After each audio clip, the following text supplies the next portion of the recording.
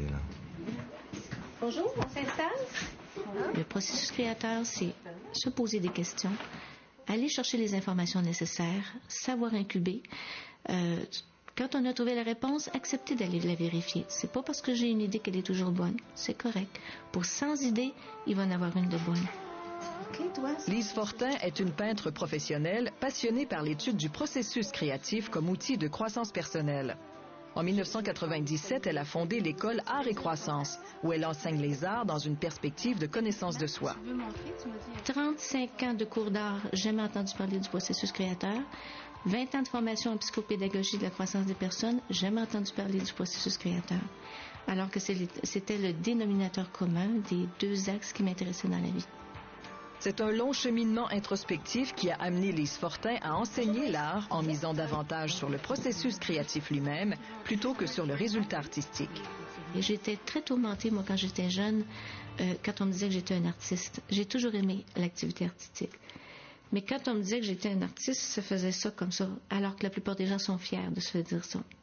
Je me disais, pourquoi moi je suis malheureuse quand on me dit ça? C'est qu'il y avait tellement d'aspects en moi qui ne pouvaient pas se dire. J'étais tenue à des secrets de famille. Je devais toujours me taire, même si je peignais. J'ai gagné un concours à l'école primaire et pour moi, ça a été un prix de consolation. Ça n'a pas été un prix parce que j'essayais de dire quelque chose, pour lieu de me demander ce que j'essayais de dire.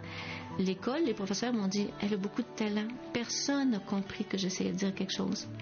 Donc, j'ai souffert de ne jamais pouvoir m'exprimer. Aujourd'hui, dans mon école, quand quelqu'un peint, je lui dis, qu'est-ce que tu essaies d'exprimer avec ça? C'est quoi la sensation d'équilibre pour toi? Ouais, c'est parce que je suis en déséquilibre en ce moment, justement, je trouve, dans ma vie en général. J'essaie de rire.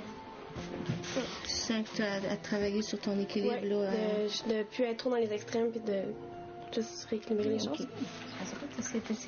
Depuis que j'ai suivi ce cours-là, je me sens beaucoup plus portée à l'action qu'à vouloir explorer. Ça commençait à s'éteindre un petit peu ma créativité. Je commençais à être passive, puis j'étais pas tellement bien.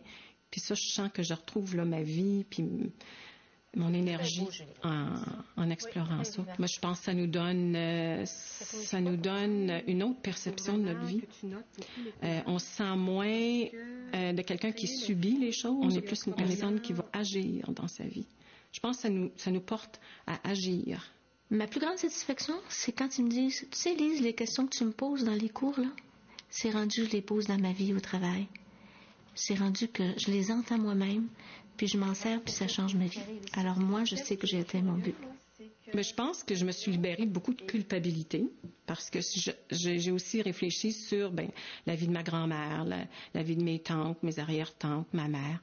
Puis je venais d'une lignée de femmes qui vivaient beaucoup de culpabilité, puis ça vient peut-être de leur éducation, de la société. Puis je me dis, j'ai pas à me sentir coupable de vouloir avoir une vie riche et remplie d'expériences positives. Mais quand tu as plein de gens malheureux autour de toi, parfois tu as peur d'avoir un sourire éclatant, tu as peur de déranger avec ton bonheur. Là, ça m'a enlevé cette peur-là.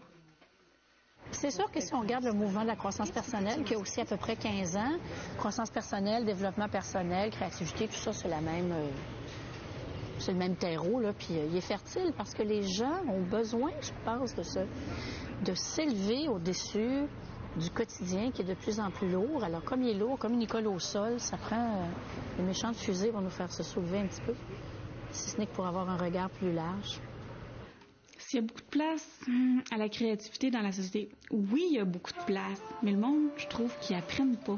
Il y a tout le temps plein de raisons de pas faire ce qu'on aime, puis justement de se réaliser, puis d'aller chercher nos passions. Un des grands freins à la créativité chez les adultes intelligents, je dirais, c'est ce réflexe que j'appelle, moi, de l'unique réponse exacte. Je cherche une solution pour comment faire pour aménager mon jardin, pour faire tenir ceci, pour communiquer telle chose à un groupe. J'ai une bonne idée et j'arrête là. Et c'est correct.